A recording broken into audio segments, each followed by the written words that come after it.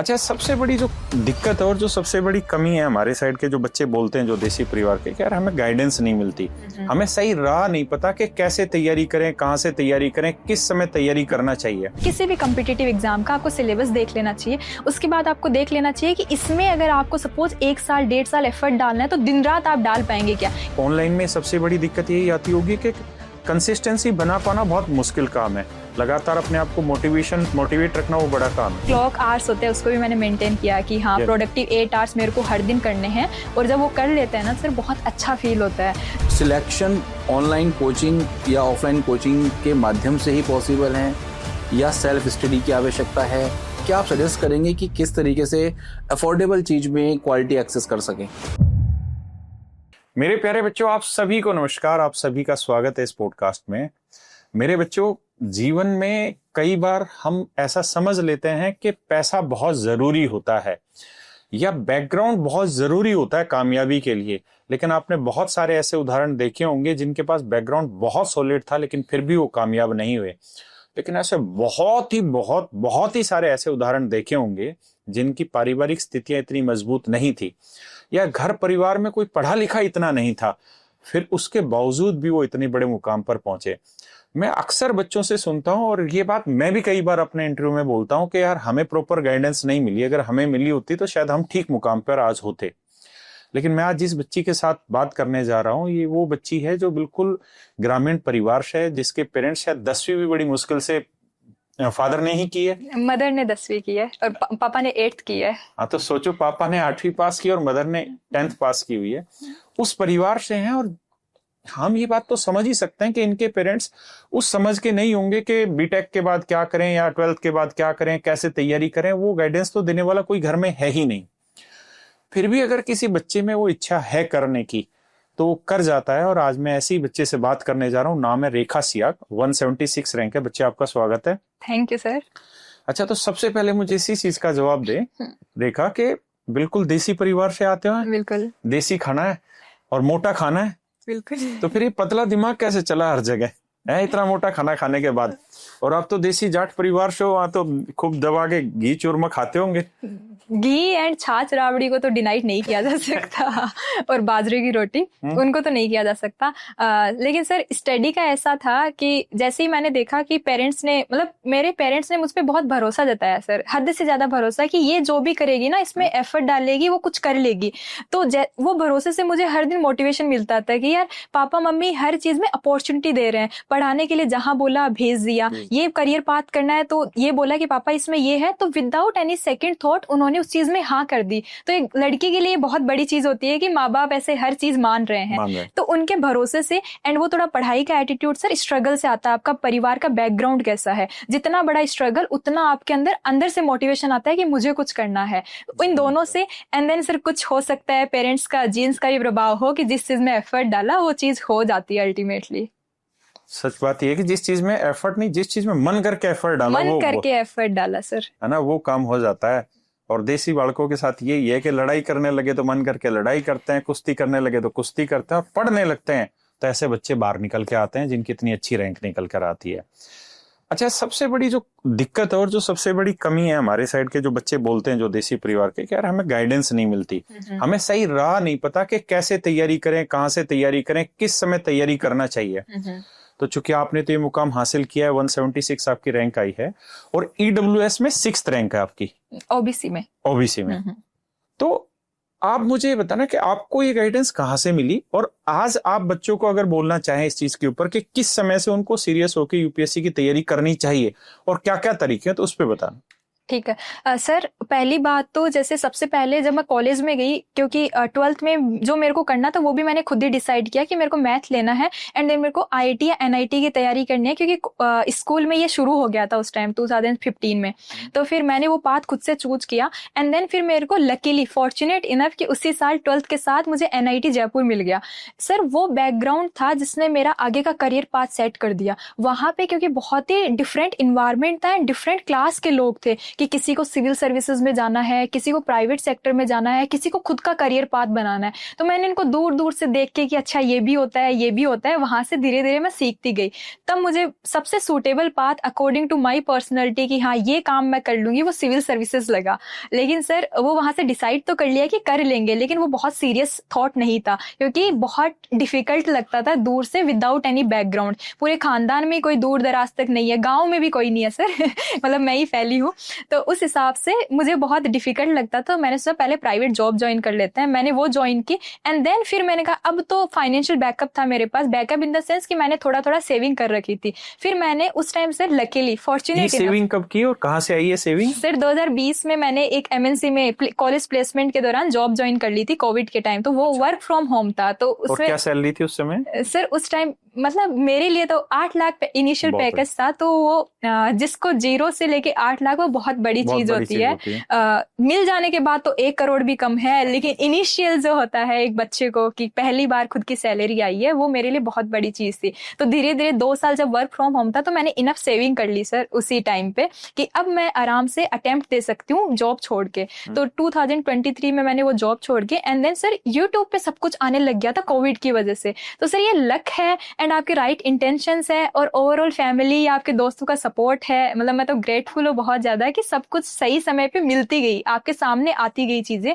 तो मैंने यूट्यूब से शुरू किया सर। सबसे पहले मैंने ऐसे देखा कि यूपीएससी का पैटर्न क्या है, उसका सिलेबस क्या है और पीवाईक्यू मतलब प्रीवियस ईयर क्वेश्चंस क्या है। एंड देन मैराथन क्लासेस थी सर कुछ इंस्टीट्यूट की, बहुत 30 आवर्स की यूट्यूब पे 20 आवर 30 आवर ज्योग्राफी एथिक्स ऐसे है ना। तो मैं तो बहुत ग्रेटफुल हूँ ऐसे इंस्टीट्यूट के लिए भी। तो मैंने वहां से देखा कि ये डुएबल है और सर मैंने वो किसे कहते हैं ना एक होमवर्क कर लिया अपना पहला। फिर मुझे जैसे डुएबल लगा तो फिर मैंने सर एक फाउंडेशन कोर्स ज्वाइन कर लिया था ऑनलाइन ही, क्योंकि मैंने सारी प्रिपरेशन घर से की है। फिर उसके बाद सर 2023 का अच्छे से अटेम्प्ट दिया। फाइनल ईयर नहीं हुआ था, 8 मार्क्स से मेरे कम थे इंटरव्यू में। एंड देन 2024 में तो रैंक ही आ गई। तो सर कोचिंग जैसे आपने 2-3 क्वेश्चन पूछे थे कि कैसे करें, तो एक तो आप शुरू से सबसे पहले जो बेसिक चीजें हैं जो कोई भी टॉपिस्ट हो या कहीं से भी आप सीख रहे हैं वहां से शुरू कीजिए। देन अगर आपकी स्ट्रेंथ ऐसी है कि आपको घर से करना है या आसपास के माहौल से करना है तो ऑनलाइन बेस्ट ऑप्शन है। आपको लगता है कि आप खुद से आपके पास सारी अंडरस्टैंडिंग है तो सेल्फ स्टडी बेस्ट ऑप्शन है, क्योंकि आजकल हर इंस्टीट्यूट का सब कुछ फ्रीली अवेलेबल कंटेंट भी है, बुकलेट है, उनकी मैराथन क्लासेस हैं, उनके टेस्ट सीरीज भी टेलीग्राम पे आ जाती है। फिर उसके बाद अगर आपको लगता है कि नहीं आप पढ़ नहीं पा रहे हैं घर पे आसपास, तो फिर सर लास्ट में ऑफलाइन तो है ही, बट टॉपर्स हर बैकग्राउंड से आते हैं। ये आपका मोड नहीं है, ये आपका जो जिस डायरेक्शन में आप एफर्ट पुट करते हैं उससे वो रिवॉर्ड मिल रहा है, उससे सक्सेस मिल रही है। और जो आपने कहा कि बेसिक चीजें आप खुद से पढ़ी, वो बेसिक कौन कौन सी चीजें जो आपको लगता है कि एक बच्चे को पहले से पढ़ लेनी चाहिए जब वो किसी कोचिंग की तरफ मूव होना स्टार्ट होता है? सर सबसे पहले तो सिलेबस आपको खुद से देख लेना चाहिए बार बार, एक बार नहीं, एक बार में समझ में नहीं आता है। किसी भी कॉम्पिटिटिव एग्जाम का आपको सिलेबस देख लेना चाहिए। उसके बाद आपको देख लेना चाहिए कि इसमें अगर आपको सपोज 1 साल 1.5 साल एफर्ट डालना है तो दिन रात आप डाल पाएंगे क्या। ये नहीं कि आज 12 घंटे डाल रहे हैं और कल 1-2 घंटे ही पढ़ रहे हैं, नहीं, कंटिन्यूअसली 365 डेज आप उसमें एफर्ट डालेंगे क्या। एंड देन उसके बाद आप उसको बेसिक जैसे सपोज सिलेबस हो गया, देन उसके जो किसी भी एग्जाम का एक वो होता है कि स्टैंडर्ड रिसोर्स होता है, जैसे यूपीएससी के लिए वो एनसीईआरटी है, तो उसको आप है ना 9 to 12 या 6 to 12 अकॉर्डिंग टू आपकी अंडरस्टैंडिंग आप उनको चूज कर सकते हैं। फिर उसके बाद हर के स्टैंडर्ड रिसोर्स है, आपको पता चल गया कि 6 सब्जेक्ट बेसिक है, polity, history, geography, economy, environment, science net है, उनको उनकी आपने स्टैंडर्ड बुक उठा ली, उनको थोड़ा सा खुद से पढ़ लिया। ये 1-2 महीने के जो एक्सरसाइज है उससे आपको ये पता चल जाता है कि आप खुद से इस चीज में जाना चाहते हैं क्या, नहीं जाना चाहिए। एंड क्लैरिटी भी आ जाती है सर।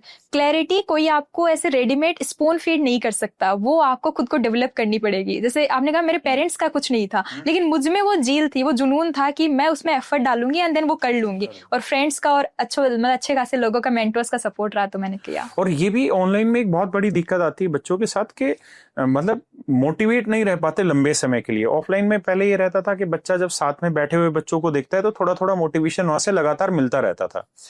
और आपने तो सारी तैयारी घर पे बैठ के की है, और ऑनलाइन में सबसे बड़ी दिक्कत यही आती होगी कि कंसिस्टेंसी बना पाना बहुत मुश्किल काम है, लगातार अपने आप को मोटिवेट रखना वो बड़ा काम है।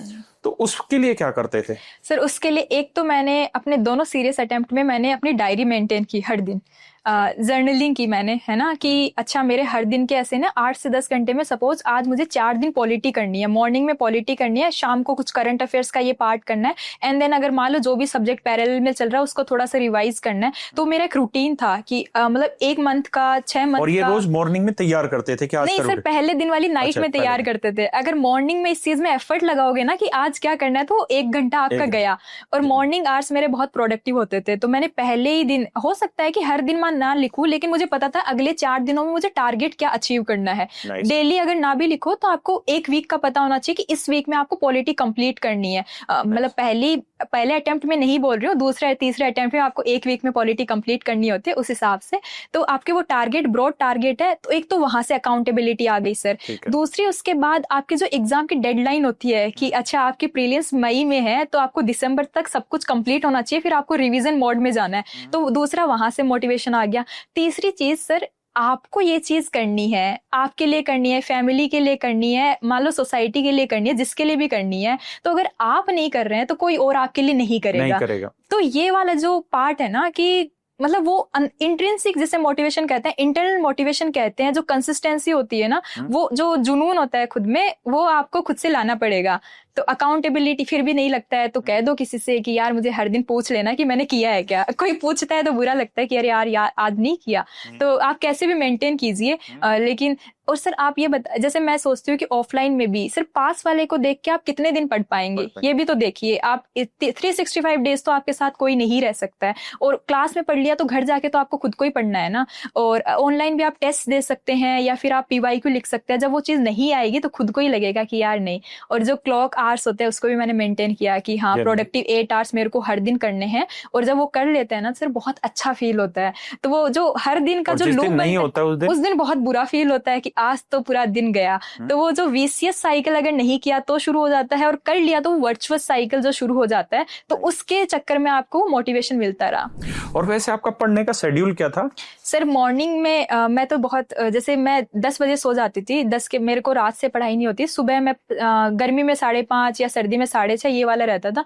देन मैं 7-8 बजे में पढ़ना शुरू कर देती थी मॉर्निंग में। मॉर्निंग के 3-4 घंटे में बहुत ही प्रोडक्टिवली पढ़ती थी। जिस सिलेबस को मुझे कंप्लीट करना है, सपोज मैं इकोनॉमी पढ़ रही हूँ तो ये चैप्टर मुझे आज कंप्लीट करना है, तो मैं उसको खत्म कर देती थी। वो दिन का जो डे स्टार्ट होता है वो बहुत अच्छा होता है, तो पूरे दिन फिर आप प्रोडक्टिव रहते हैं। और फिर उसके बाद बीच में जैसे लंच टाइम में मैंने खाना खाते खाते थोड़ा करंट अफेयर्स देख लिया, किसी का भी एनालिसिस देख ली। देन शाम को फिर से मैं एक दिन में एक ही सब्जेक्ट पढ़ती थी, अगर मेंस नहीं है तो। मेंस में आपको सुबह ऑप्शनल एंड शाम को कोई सिलेबस पढ़ना पड़ता है, बट प्रीलिम्स में तो आपका ऐसा है कि आप कोई भी एक सब्जेक्ट पढ़ सकते हैं धीरे धीरे। तो शाम को भी फिर सेम सिलेबस में पढ़ लेती थी। मतलब 8 से 10 घंटे मैंने रेगुलरली सर 2 साल पढ़ाई की है। नाइस। और मुझे एक चीज ये भी बताना कि जैसे आपका 3rd अटेम्प्ट में ये क्लियर हुआ, और ये तो बात बहुत जेन्युइन सी है कि फर्स्ट अटेम्प्ट में बहुत कम ही बच्चे होते हैं, बिरले बच्चे, जो क्लियर कर पाते हैं। लेकिन आपने ये 3 अटेम्प्ट दिए, तो इन 3 अटेम्प्ट के बाद आज अगर आप अपना इवेल्युएशन करने बैठे कि मेरा शायद 2nd अटेम्प्ट में इसलिए नहीं हो पाया या फर्स्ट अटेम्प्ट में इसलिए नहीं हो पाया, तो कौन कौन सी ऐसी कमियां रही जो आपको लगता है कि मैं एक नए बच्चे को ये पहले से बता सकती हूँ कि भाई ये चीजें आप मत करिए, इस वजह से आप लेट भी हो सकते हैं? वो चीजें क्या है? सर सबसे पहले तो मैं बता दूं कि जो मेरा फर्स्ट अटेम्प्ट था वो मैंने सीरियस अटेम्प्ट नहीं था, बिना पढ़े 2022 में दिया था, बहुत कम पढ़ाई करके कि ये सिलेबस है। क्योंकि मैं जॉब करती थी उस टाइम MNC में, तो पैकेज मेरा अच्छा था उस टाइम, वो 8 लाख से बढ़ गया था।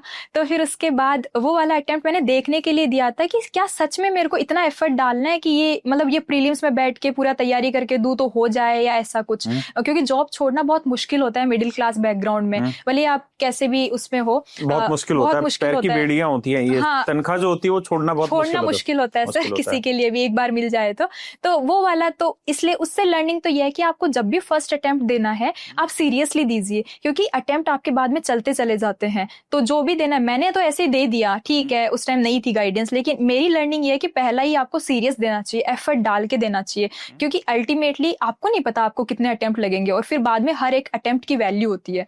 तो पहली तो ये। सेकेंड अटेम्प्ट में सर मैंने बहुत सीरियसली बहुत मेहनत की थी, लेकिन क्योंकि मैंने प्रीलिम्स में बहुत ज्यादा मेहनत की थी तो मैंने प्रीलिम्स में 2023 में वो पेपर टफ आने के बाद भी मैंने 110 स्कोर किया था।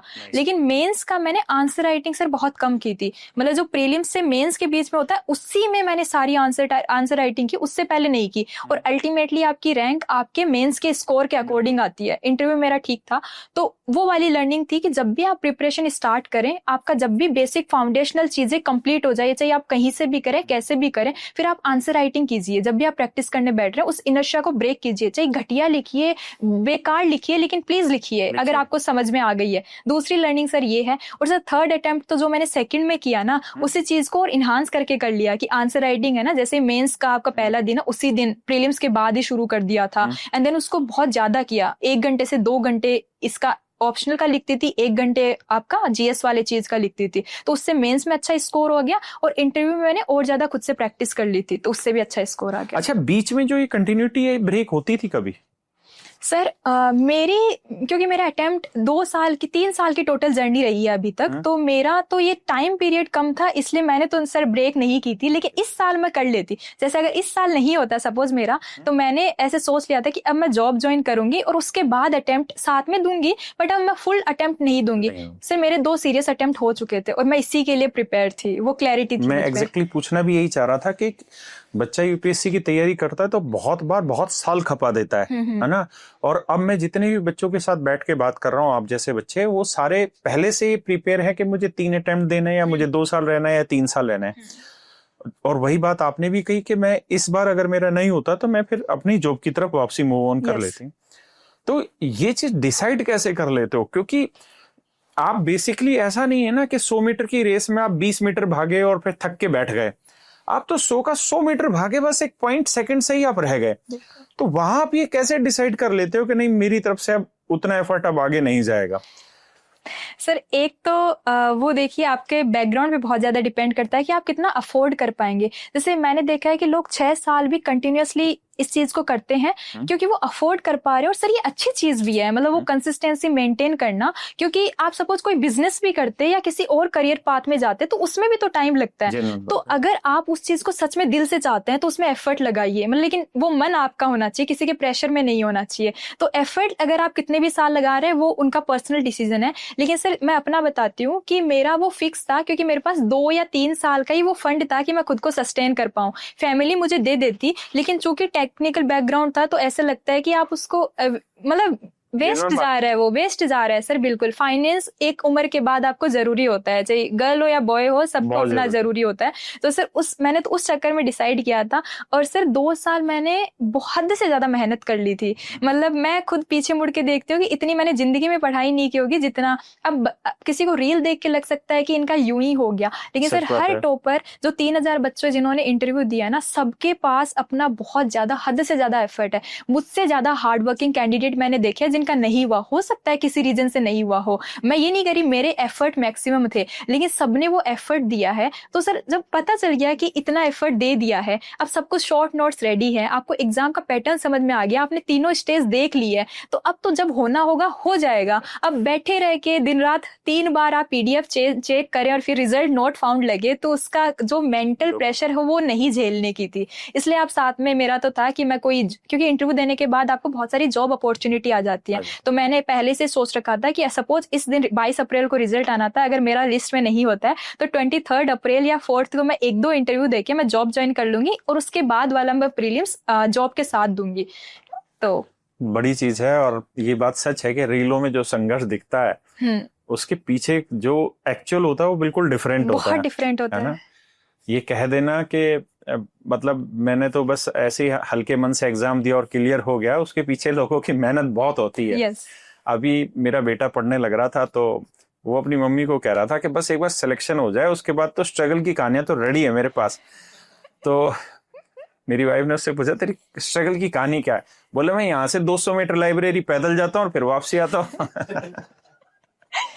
तो मुझे ये लगता है कि कहाँ ये बच्चे आसमान पे पहुंच गए, हमारे वाले अभी भी वही 200 मीटर को स्ट्रगल मान रहे हैं। तो लेकिन चलिए, ये भी एक सत्य है कि जिसने जितनी मेहनत की उसको उतना मिला, क्योंकि कोई भी जो मेहनत किया हुआ क्षण है वो कभी खराब नहीं जाता, कभी ना कभी आपको किसी ना किसी रूप में मिलता है। और कुछ बच्चे जो बहुत छोटी उम्र में समझदार हो जाते हैं, है ना।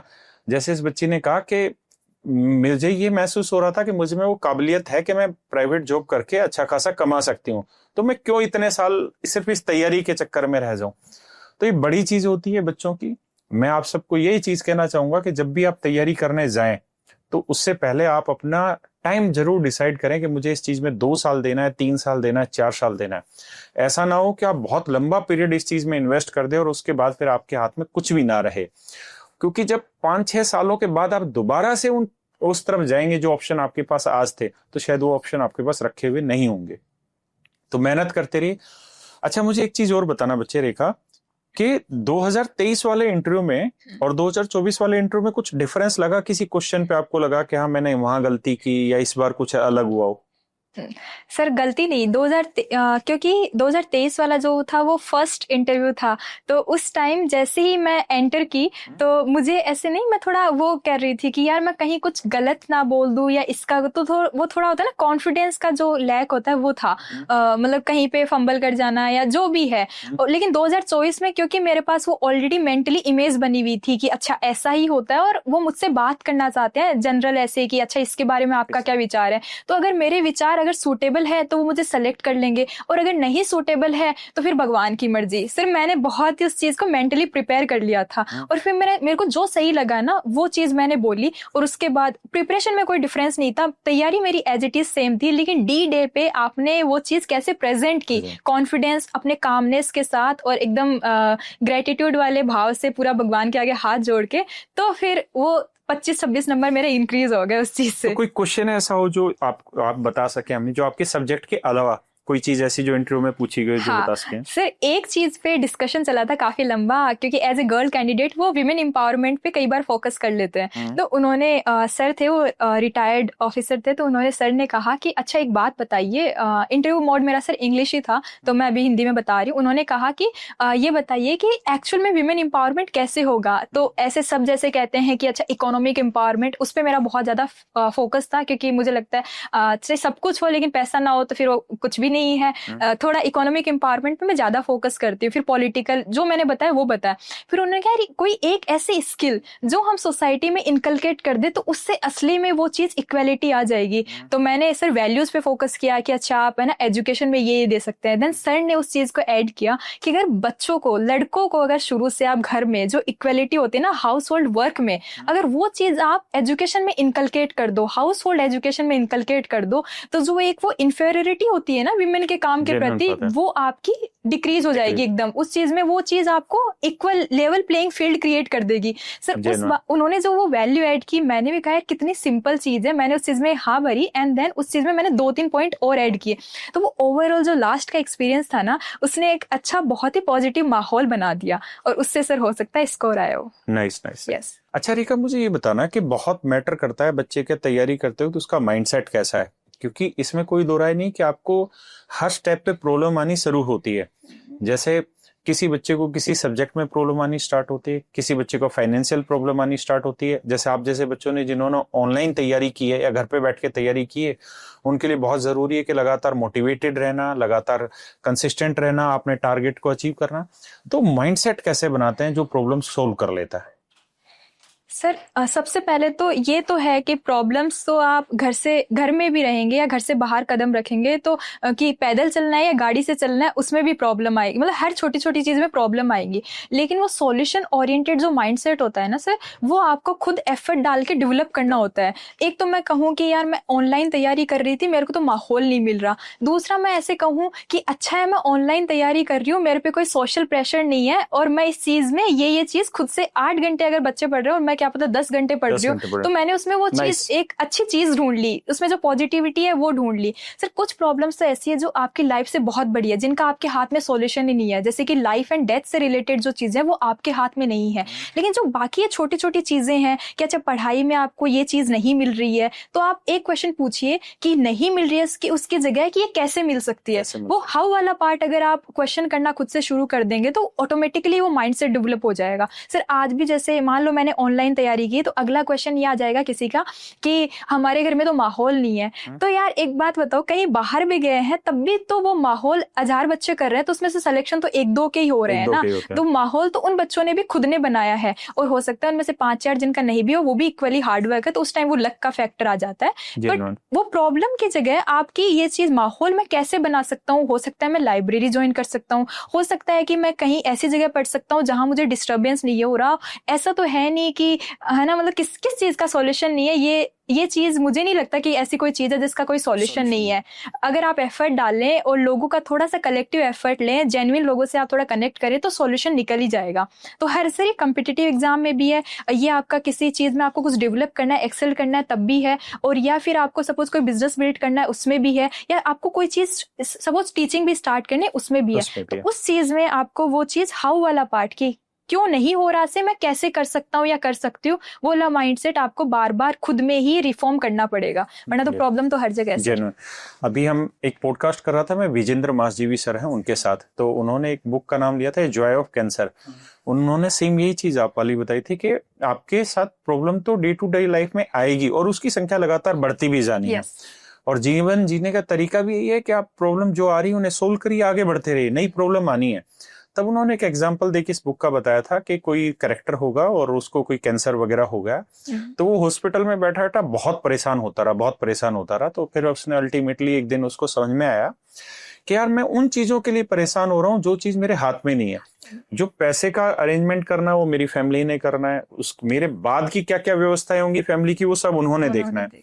मैं इस बिस्तर पे पड़े हुए उन चीजों को तो हल नहीं कर सकता, मैं इस बिस्तर पे पड़े हुए हल क्या क्या कर सकता हूं। तो वो एक चीज है कि मैं खुश रह सकता हूं, मैं जितना खुश रहूंगा उतना मेरी हेल्थ ज्यादा जल्दी से इंप्रूव होगी। दूसरा, जो मेरे फैमिली मेंबर्स मुझसे मिलने आते हैं, मैं उनसे अपने बहुत ज्यादा दुख बांटने की जगह अगर मैं उनको भी सुख बांटूं या उनके साथ भी खुशी शेयर करूं तो उनके जीवन में भी थोड़ी थोड़ी खुशी आएगी। मैं अगर एक ही समस्या को 100% गंभीरता से बताऊंगा तो हो सकता है कि वो 80% गंभीरता से लेंगे, लेकिन अगर मैं उस प्रॉब्लम को 20% सीरियस होकर बताऊंगा तो सामने वाला 15% लेगा, तो उनकी भी प्रॉब्लम कम हो रही है। तो ये माइंडसेट तो हर एक बच्चे के लिए जरूरी है, और हर एक बच्चे के लिए, मुझे लगता है हर एक ह्यूमन बीइंग के लिए जरूरी है। क्योंकि जब अभी ऐसा भी तो हुआ है कि बहुत सारे ऐसे ब्यूरोक्रेट्स हैं जिन्होंने अपनी लाइफ से हाथ धोया क्योंकि वो प्रॉब्लम को डील नहीं कर पाए अपने आप से। और ये सामान्य जिंदगी में भी होता है, ये एक बच्चे के साथ भी होता है। कोटा में आप देखते हैं ये चीजें लगातार आपके सामने आती रहती है, और ये उन लोगों के साथ भी आता है जो अपने जीवन में बहुत कामयाब होते हैं। लेकिन ये सारा जो डिफरेंस है ये एक ही चीज का, और वो आपके माइंडसेट का, आप कितने प्रॉब्लम सॉल्व। थैंक यू बच्चे। सो रेखा, जैसे कि अभी राकेश सर ने आपसे काफी पर्सनलाइज चीजें, थोड़ी सी जो आप बच्चों को मोटिवेट कर सकें वो आपसे पूछी। नाउ हम थोड़ा सा आपके एकेडमिक्स पे आते हैं, जो बच्चे एक्चुअली जानना चाहते हैं। सबसे पहले आपके मन में यूपीएससी का कब आया कि मुझे यूपीएससी क्रैक करना है? और ड्यूरिंग योर बीटेक जब आप अपनी इंजीनियरिंग कर रहे थे, सिविल इंजीनियरिंग से आपने अपना इंजीनियरिंग करी, तो एकदम से ख्याल कहाँ से आया? Sir actually during college only कुछ स्टूडेंट्स जो मेरे फ्रेंड्स थे वो प्रिपेयर कर रहे थे 3rd year and 4th year में, जब फाइनल ईयर होता है कि अब क्या करियर पाथ होगा। तो देन जब मैंने उनकी जर्नी देखी कि अच्छा ये सिलेबस है एंड इससे इस पोस्ट पे जाते हैं, तो मैंने भी एक बार सोचा कि एक बार मैं भी अटेम्प्ट दूंगी। But since due to financial conditions मुझे था कि पहले मैं जॉब ज्वाइन करती हूँ in private sector and then after some time मैं सेम चीज ज्वाइन कर लूंगी, तैयारी स्टार्ट कर दूंगी। तब मुझे पहली बार आया कि अटेम्प्ट देना है। इतना सीरियसली तब भी नहीं था वो थॉट। फिर उसके बाद जॉब ज्वाइन करने के बाद मैंने सीरियसली एफर्ट डाला। अच्छा, जो बच्चे आजकल इंजीनियरिंग कर रहे हैं जी, उनकी मेंटेलिटी अगर हम देखें तो क्या सिविल सर्विसेज के प्रति उनकी मेंटेलिटी आपको देखने को मिलती है, या वो ऑलवेज दे वांट कि वो प्राइवेट जॉब में जाएं और अपनी सेवा दें? आप क्या मतलब सोचते हैं इसके रिगार्डिंग? सर एक्चुअली ये सबके अपनी पर्सनैलिटी पे डिपेंड करता है, क्योंकि आप किस सेक्टर में कितना अच्छा कंट्रीब्यूट कर पाएंगे। कुछ लोग होते हैं जो प्राइवेट सेक्टर में बहुत अच्छा परफॉर्म करते हैं, एक्सेल करते हैं, then they gain top positions. But कुछ लोग होते हैं जिनको एडमिनिस्ट्रेटिव वाला ही एप्टीट्यूड होता है कि वो उसमें बहुत अच्छा करेंगे, लोगों के साथ इंटरेक्ट भी करेंगे एंड उनमें वो जुनून होता है कि वो काम करेंगे। तो सर वो किसी भी बैकग्राउंड से हो, वो कोई भी हो सकता है। जैसे बीटेक वाले इसमें चले जाते हैं एंड देन बीए वाले भी कुछ टेक्निकल कोर्सेज करके वो टेक्निकल Exactly. पोजीशंस पे आते हैं। बिल्कुल। तो इस ये खुद का पर्सनल डिसीजन ही मानोगे। तो अगर बीटेक वाले बच्चे करना चाह रहे हैं, सपोज जी। जैसा आप अपने जो आपके जूनियर्स हैं, हाँ। जो भी बच्चे इंजीनियरिंग इस समय कर रहे हैं इधर फ्रॉम आईआईटी, एनआईटी या प्राइवेट इंजीनियरिंग कॉलेज से, उनको क्या सजेस्ट करना चाहेंगे if they want to prepare for civil services?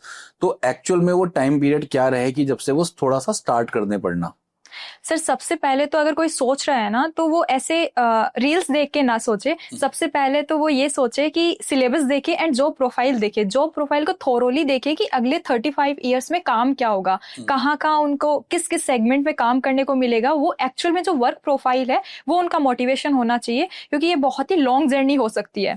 फिर उसके बाद वो सबसे पहले सिलेबस देखें, क्योंकि आजकल बहुत सारे यूट्यूब चैनल्स भी एंड बहुत सारे पॉडकास्ट में भी सिलेबस को बहुत सारा एक्सप्लेन किया हुआ है। तो वो क्या उसमें एफर्ट डालने के लिए रेडी है। देन उसका सिलेबस एंड पैटर्न और पीवाईक्यू वो सब पे थोड़ा होमवर्क करके and then they can start initially during the college only if they want to. और अगर उन्हें लगता है कि पहले जॉब ज्वाइन करते हैं देन वी स्टार्ट करेंगे, तो फिर वो तब भी स्टार्ट कर सकते हैं, बिकॉज टॉपर्स हर सेगमेंट से आते हैं। अच्छा, जैसे आपकी जो जर्नी रही है आपने सिविल इंजीनियरिंग से बीटेक किया, ठीक है, उसके बाद आप आईटी में मूव करे, आईटी की जॉब आपने करी, फिर आपने जॉब छोड़ी। तो क्या बच्चों को डायरेक्टली मूव कर जाना चाहिए सिविल सर्विस की प्रिपरेशन में, या फिर जॉब करनी चाहिए? आपके अकॉर्डिंग आप क्या कहना चाहेंगे? सर मेरे अकॉर्डिंग तो जॉब ज्वाइन करने से उन्हें एक्सपीरियंस आता है एक, और वो ओवरऑल प्रिपरेशन में भी आपकी वैल्यू ऐड करता है। उसके अलावा उससे जो, अगर आप मिडिल क्लास बैकग्राउंड से है, तो जो फाइनेंशियल सिक्योरिटी आती है कि डायरेक्ट कॉलेज से जंप करेंगे एंड देन अगर लंबी जर्नी चल गई तो एक फाइनेंशियल स्ट्रेस आ जाता है बच्चों पे, स्टूडेंट्स पे, पेरेंट्स पे, कि अच्छा आप प्रिपरेशन को कैसे कंटिन्यू करें। बिकॉज हो सकता है आपकी जर्नी, आप लकी इनफ हुए तो 1 साल में खत्म हो जाए, 2 साल में हो जाए, वरना 4-5 अटेम्प्ट भी लग जाते हैं अगर आपको उसी में करना है। तो अगर फाइनेंशियल कंडीशंस ऐसी है और आपको कुछ सीखना है, वो लर्निंग झील है, तो आप पहले जॉब ज्वाइन कर सकते हैं। लेकिन सर मैंने देखा है कि कुछ स्टूडेंट में बहुत जुनून होता है कि हाँ हम हाथों हाथ प्रिपरेशन करेंगे 1 साल में और क्लियर कर लेंगे, बिकॉज उनके पास एक बैकअप होता है, उनका फाइनेंशियल सपोर्ट बहुत स्ट्रांग होता है, तो फिर वो डायरेक्टली ज्वाइन करे। तो सर मैं कहना चाहूंगी कि सब अपनी स्ट्रेंथ एंड वीकनेसेस के आधार पे इस चीज को चूज करें कि सूटेबल पाथ किनका उनका लिए कौन सा होगा। यस। अच्छा, जैसे मैं देखता हूँ आजकल बहुत सारी बच्चियों की शादी बहुत जल्दी हो जाती है जी। जस्ट बीए करा, शादी बहुत जल्दी हो गई, 21 साल की एज में शादी हो गई। कुछ बच्चों ने जॉब जल्दी ज्वाइन कर ली, मतलब 17-18 साल की एज में, और कहीं से ग्रेजुएशन कर ली। नाउ उनके मन में आया मोटिवेशन की नाउ कि कुछ ना कुछ सिविल सर्विसेज के लिए मुझे करना है। तो मेरा क्वेश्चन यहाँ पे सबसे पहले ये अराइव होता है उन सभी बच्चों के लिए, ऐसे सभी बच्चों के लिए, क्या अगर हम ऑनलाइन और ऑफलाइन कोचिंग की बात करें तो क्या सिर्फ सिलेक्शन ऑनलाइन कोचिंग या ऑफलाइन कोचिंग के माध्यम से ही पॉसिबल है, या सेल्फ स्टडी की आवश्यकता है? 3 चीजें यहाँ पे मैं लेके आ रहा हूँ, online coaching, offline coaching plus self study, ठीक है? तो आपके लिए ऐसे लोगों के लिए बेस्ट अप्रोच क्या रहने जा रही है? क्या आप सजेस्ट करेंगे कि किस तरीके से अफोर्डेबल चीज में क्वालिटी एक्सेस कर सकें? सर सबसे पहले तो जैसे अगर ऑफलाइन की हम बात करें, पहले कोचिंग की बात कर लेते हैं। ऑफलाइन में उन्हें सब कुछ अपना छोड़ छाड़ के कहीं किसी दूसरी जगह सेटल होना पड़ेगा। हो सकता है कि वो इस पर्टिकुलर रिस्पॉन्सिबिलिटीज के चक्कर में मतलब पॉसिबल ना हो, पर ऑनलाइन वाला मोड बहुत एक्सेसिबल हो गया है। वो जहाँ है अपनी रिस्पॉन्सिबिलिटीज को फुलफिल करते हुए भी वो मोड ज्वाइन कर सकते हैं, वो अफोर्डेबल भी है। And sir topper self study से भी आते हैं, क्योंकि बहुत सारे फ्री रिसोर्सेज यूट्यूब पे आपके अवेलेबल है, मैराथन क्लासेस अवेलेबल हैं, फ्री बुकलेट अवेलेबल है। तो आप किसी की भी स्ट्रेटेजी वीडियो देख के और उस पाथ को भी ज्वाइन कर सकते हैं कि सिलेबस ये है, एनसीईआरटीज ये है एंड देन ये बुकलेट है। इन तीनों चीजों को ध्यान में रखते हुए पीवाईक्यू एंड पैटर्न को एनालाइज करते हुए उसमें, लेकिन सर टाइम ज्यादा लग जाता है, बिकॉज आपको वो कंसिस्टेंसी मेंटेन करना ड्यू टू सर्टेन रिस्पॉन्सिबिलिटीज, वो कई बार पॉसिबल नहीं होता। लेकिन सर फिर बात आती है डिटर्मिनेशन की, आप कितना सेक्रीफाइस कर सकते हैं, कितना आप में वो जुनून है और कितना जल्दी आप करना चाहते हैं, वो ईगरनेस, वो जील। तो उसके हिसाब से तीनों ही मोड में सिलेक्शन होते हैं। तो आपके क्या बैकग्राउंड है उसके आधार पे आप चूज कीजिए। एंड सर बैकग्राउंड से डिपेंड नहीं करता है, क्योंकि सब कुछ कोचिंग नहीं है। आपका कितना एफर्ट है, आपके पास कितनी राइट गाइडेंस है, आपके अपने सिलेबस कितने थोरोली किया है, एंड देन आपने पैटर्न के अनुसार पूरी प्रिपरेशन कर ली है क्या, prelims and mains and interview की। एंड सर फिर भी इतना एफर्ट डालने के बाद भी, 100% एफर्ट डालने के बाद भी कोई गारंटी नहीं है, क्योंकि लाइफ में भी किसी भी चीज की कोई गारंटी नहीं है। तो उस हिसाब से आप एफर्ट डालिए, किसी भी मोड में हो, एंड देन प्रिपेयर अकॉर्डिंगली। मतलब किसी को भी ब्लाइंडली आपको फॉलो नहीं करना है कि इन्होंने ऑनलाइन किया तो मैं ऑनलाइन करूं, या ऑफलाइन किया है तो ऑफलाइन करूं। आपका कितना एफर्ट है उस पर सब डिपेंड करता है। ओके, तो जहां तक एक कहने की बात है कि आज इजी फॉर्म जो है वो तैयारी की ऑनलाइन, आप बोल सकते हैं कि ऑनलाइन मीडियम से we can prepare easily, everything is available on particular online mode.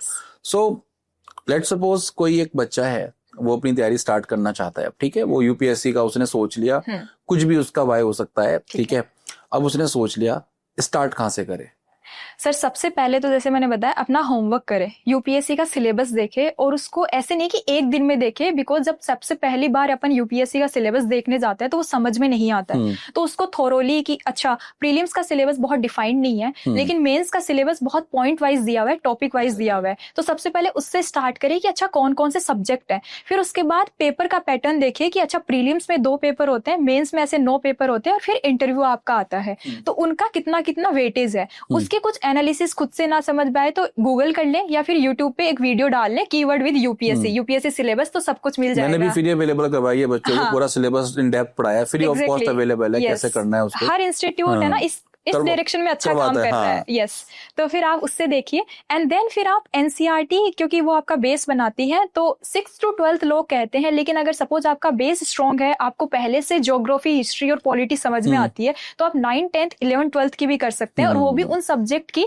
जिनमें आपको कुछ अंडरस्टैंडिंग नहीं हो रही है। जैसे ज्योग्राफी की एनसीईआरटी बहुत इंपॉर्टेंट है, बट पॉलिटी की अगर आपको लक्ष्मीकांत समझ में आ रही है तो नहीं जरूरत है। तो आपने एनसीईआरटी कवर कर ली, आपका सिलेबस है, आपने पीवाईक्यू देख लिया, पैटर्न देख लिया। Now go for any standard resource जो किसी भी टॉपर ने रिकमेंड कर रखे हैं या किसी भी इंस्टीट्यूट ने कर रखे हैं, कि अच्छा पॉलिटी के लिए ये है, आपका हिस्ट्री के लिए एनसीईआरटी और थीम्स है, स्पेक्ट्रम है मॉडर्न के लिए, ज्योग्राफी के लिए ये है, इकोनॉमी के लिए कोई भी एक सोर्स है। उनसे करके आपने अपना पार्ट डिसाइड कर लिया। उसके बाद आप खुद से पढ़ना शुरू कर सकते हैं या मैराथन क्लासेस देख सकते हैं, और वो सिलेबस लेकिन आपके साथ ब्लूप्रिंट हाथ में होना चाहिए।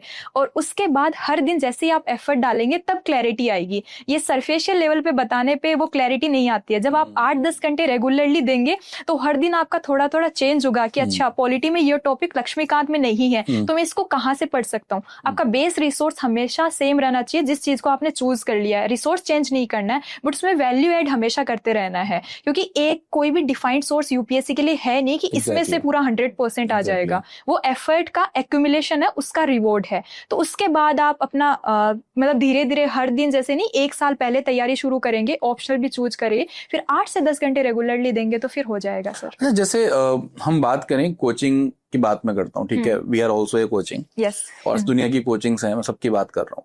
ये कोचिंग में फाउंडेशन नाम से एक चीज चलती है, सब कोचिंग्स में चलती है, हम भी पढ़ाते हैं। जैसे मैं भी सपोज इकोनॉमिक्स पढ़ा रहा हूँ, तो बहुत बेसिक से सब कुछ हम एडवांस तक लेकर जाते हैं, चीजें सब कुछ पढ़ाते हैं, ठीक है। अब मैं आपसे जेन्युइनली क्वेश्चन पूछना चाहता हूँ, आपने भी कहीं ना कहीं ऑनलाइन कोचिंग कहीं ना कहीं ली होगी।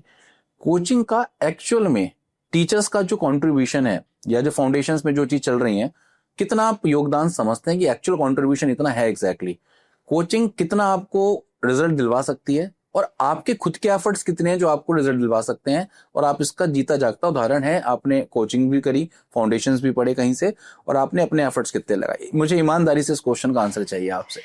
बिल्कुल सर, वैसे तो कोचिंग बहुत ज्यादा क्लेम करती है कि वहीं से सिलेक्शन हुआ है, क्योंकि सबसे ज्यादा मार्केटिंग उन्हीं के पास है, बट जो एफर्ट है वो पूरा आपका है। कोचिंग ने आपको कंटेंट दे दिया है, क्वालिटी कंटेंट दे दिया है। जो आपके कॉन्सेप्ट क्लियर नहीं थे वो टीचर्स के थ्रू आपको गाइडेंस मिल गई है, लेकिन वो तो सबको मिल रही है। अगर 100 बच्चे हैं, 1000 बच्चे हैं, तो वो सबको मिल रही है, बट सिलेक्शन 1 या 2 हो रहा है। और वो बाकी बच्चे हो सकता है एफर्ट कर भी रहे हैं, नहीं भी कर रहे, वो उनकी इंडिविजुअल चॉइस है। बट जो एक बच्चा है या जितनों का भी सिलेक्शन हो रहा है, फिर उनका एफर्ट खुद का बहुत ज्यादा है, क्योंकि आपका 2-3 अटेम्प्ट के बाद भी, कोचिंग तो आपने 1 साल ले ली, उसके बाद तो आप खुद से कर रहे हैं। एंड देन फैमिली का सपोर्ट सर, वो बहुत इंपॉर्टेंट है। आपके फ्रेंड्स का सपोर्ट वो बहुत इंपॉर्टेंट है। फिर आप फ्री मेंटरशिप आप जो ज्वाइन करते हैं, जो कि आप कई बार बता भी नहीं पाते कि आपने किससे ली, उनका बहुत ज्यादा इंपॉर्टेंस है। फिर उसके बाद जो फ्री कंटेंट सर्कुलेट हो रहा है हर इंस्टीट्यूट का, जो बहुत फेमस है, उनका भी उतना ही बड़ा कंट्रीब्यूशन है। तो सबका वो एक्यूमुलेशन ऑफ एफर्ट है, बट सबसे ज्यादा क्रेडिट उस पर्टिकुलर इंस्टीट्यूट को चला जाता है, क्योंकि उन्होंने आपका वो स्टार्टिंग जो इनर्शिया ब्रेक है वो उन्होंने कर दिया है आपका। लेकिन सर हर दिन, मतलब ऑनेस्टली स्पीकिंग, कोई भी कोचिंग आपका सिलेक्शन नहीं करवा सकती है जब तक कि आप खुद एफर्ट नहीं डाल रहे हैं राइट गाइडेंस में, राइट एफर्ट, और विद 8 to 10 आवर्स से जितना प्रोडक्टिव आवर्स आप आप खुद पढ़ाई कर रहे हैं, और वो इफेक्टिव होने चाहिए, और वो एग्जाम के डिमांड के अनुसार होने चाहिए। उसमें पॉलिटी आ रहा है एंड देन आपने कुछ टेक्निकल पढ़ लिया है तो वो आप यूज नहीं कर पाएंगे, तो वो एफर्ट तो है बट वो राइट एफर्ट नहीं है, वो उस रिक्वायरमेंट को हिट नहीं कर रहा है। तो खुद का एफर्ट और वो आपको कंसिस्टेंसी भी है ना सर, खुद से इनर वो मोटिवेशन होना चाहिए। ऐसे नहीं आता है, चाहे कोई कितना ही कहते नहीं आता है। अच्छा, आपके थोड़ा सा हम बुक लिस्ट की बात करते हैं। अभी आप सिलेबस पे हम बहुत अच्छा फोकस, आपने बहुत अच्छी बात बोली। मैं स्टूडेंट्स को भी बता दूं जो ये पॉडकास्ट देख रहे हैं, जो हमारा प्रीलिम्स का सिलेबस है वो लाइन बाय लाइन है। उसमें बस एक पॉइंट लिख दिया, history of India, geography of India and world, इस तरीके से लिखा हुआ है। इकोनॉमिक्स में भी थोड़ा सा सोशल डेवलपमेंट और पॉवर्टी, डेमोग्राफिक इस तरीके से लिख रखा है। एग्जैक्टली बच्चों को आप थोड़ा सा रिकमेंड करें। मैं बताऊंगा तो शायद बच्चे नहीं समझते, आप ज्यादा बताएंगे समझेंगे कि जो हमारा प्रीलिम्स का सिलेबस है ये मेंस के थ्रू हम कैसे कवर करें। मतलब मेंस के सिलेबस से और प्रीलिम्स के सिलेबस में क्या ओवरलैपिंग बिग फोर में हो सकती है, थोड़ा बच्चों का ये बताएं। और क्या चीज हम मेंस के लिए अलग से कैटर करें, वो थोड़ा सा प्लीज इसके बारे में थोड़ा डीपली बताने की कोशिश करेंगे आप। Definitely sir. तो सर जैसे प्रीलिम्स और मेंस की जब इनर्शिया, मतलब अपन स्टार्टिंग में जब तैयारी स्टार्ट करते हैं वो तो इंटीग्रेटेड स्टडी होती है, उसमें प्रीलिम्स और मेंस कुछ सेग्रीगेटेड नहीं होता है। आपके बेसिक फाउंडेशनल सब्जेक्ट क्या है, कोर सब्जेक्ट है आपका पॉलिटी, आपका इकोनॉमी, आपका ज्योग्राफी, आपका हिस्ट्री, इन्वायरमेंट मान लीजिए, साइंस एंड टेक मान लीजिए, और फिर थोड़े बहुत इधर उधर के छोटे मोटे गवर्नेंस और ऐसे सब्जेक्ट। तो ये जो आपके मेजर सब्जेक्ट है वो आपके फाउंडेशनल कोर्स आपके प्रीलिम्स के भी सेम है, देन मेंस के भी सेम है, देन इंटरव्यू में भी क्वेश्चन आ जाते हैं उनसे। तो उनके लिए आपका सिलेबस एकदम सेम रहेगा, वही पढ़ना है आपको। प्रीलिम्स के लिए भी प्रेसिडेंट एंड गवर्नर की पावर्स और आपको आर्टिकल्स पढ़ने, और मेंस में भी डायरेक्ट क्वेश्चन आ जाता है। लेकिन मेंस में वो एनालिसिस वाला क्वेश्चन आता है कि इसमें क्या मतलब इनकी स्ट्रेंथ क्या है, या इसमें कैसे आप इनका यूज कैसे हो रहा है, मिसयूज कैसे हो रहा है, पावर्स का अब्यूज ऑफ पावर कैसे हो रहा है। और प्रीलिम्स में ऐसा है कि वो अंडर किस आर्टिकल परफॉर्म करते हैं या उनकी पावर्स क्या है। तो वो थोड़ा ऑब्जेक्टिव है, ये थोड़ा एनालिटिकल है, लेकिन सिलेबस आपका सेम है। तो अप्रोच आप सेम सिलेबस से डेवलप करनी पड़ेगी। एंड देन प्रीलिम्स का सिलेबस है वो मेंस वाले से ही रेफर करना पड़ता है, क्योंकि आपने कहा एक एक लाइन दी हुई है प्रीलिम्स में। तो जैसे पॉलिटी में दिया हुआ है कि अच्छा कॉन्स्टिट्यूशनल बॉडीज है आपकी, आपके कॉन्स्टिट्यूशनल ये पार्लियामेंट वाला पूरा चैप्टर है, आपके फेडरल पावर्स है, फेडरल स्ट्रक्चर्स है, तो वो सारा प्रीलिम्स का भी आपका पार्ट है। देन मेंस के लिए कुछ गवर्नेंस के टॉपिक एक्स्ट्रा आ जाएंगे, सोशल जस्टिस कैसे आ जाएंगे। जैसे प्रीलिम्स में नहीं आता है कि विमेन एम्पावरमेंट कैसे करोगे, बट मेंस का डायरेक्ट क्वेश्चन होता है GS2 का भी कि विमेन एम्पावरमेंट के लिए गवर्नमेंट क्या कर रही है, क्रिटिकली एनालाइज कोई स्कीम को। सपोज बेटी बचाओ बेटी पढ़ाओ उन्होंने पूछ ली, तो हो सकता है प्रीलिम्स में क्वेश्चन ना हो, बट मेंस में वो एडिशन हो जाएगा। ऐसे हर सब्जेक्ट का हो रहा है सर। जैसे GS3 में, जनरल स्टडीज 3 में ऐसे अपन मानते हैं कि इकोनॉमी ही सब कुछ है, बट वहां पे इंटरनल सिक्योरिटी, आपका disaster management, environment, science and technology, ये एग्रीकल्चर, ये सारे सब्जेक्ट सिलेबस में आपके दिए हुए हैं। एंड देन वो एड ऑन हो जाते हैं। थोड़ा सा आपको इंटरप्ट करूंगा यहाँ पे। अभी हम बात कर रहे थे GS3 में आपके as compare to other toppers अच्छे मार्क्स हैं, ठीक है। तो मैं थोड़ा सा यहाँ पे आपसे पूछना चाहूंगा, बच्चों को ना एक बड़ा गलत फहमी हो गई है किताबों में है। बेसिकली वो किताबों की वजह से हुआ है, क्योंकि हमारी जो इकोनॉमिक्स की किताबें आई है ना मार्केट में, जितने भी हमारे राइटर्स वगैरह हैं, उन्होंने क्या किया कि इकोनॉमिक्स और एग्रीकल्चर मिक्स कर दिया है। तो बच्चों को यही समझ में नहीं आ रहा कि अगर हम let suppose public distribution system पढ़ रहे हैं या हम सब्सिडी पढ़ रहे हैं, तो वो इकोनॉमिक्स का टॉपिक है या एग्रीकल्चर का टॉपिक है। और यहाँ पे बड़ा बाइफर्केशन में बच्चों के बीच में देख रहा हूँ कि इकोनॉमिक्स के भी क्वेश्चंस का वेटेज अच्छा 4-5 क्वेश्चन वहां से भी आ रहे हैं, एग्रीकल्चर से भी आ रहे हैं। तो थोड़ा सा बच्चों को आप क्लैरिटी दें कि इकोनॉमिक्स और एग्रीकल्चर में क्या डिफरेंस है, बेसिकली पढ़ना कैसे है उसको GS3 में।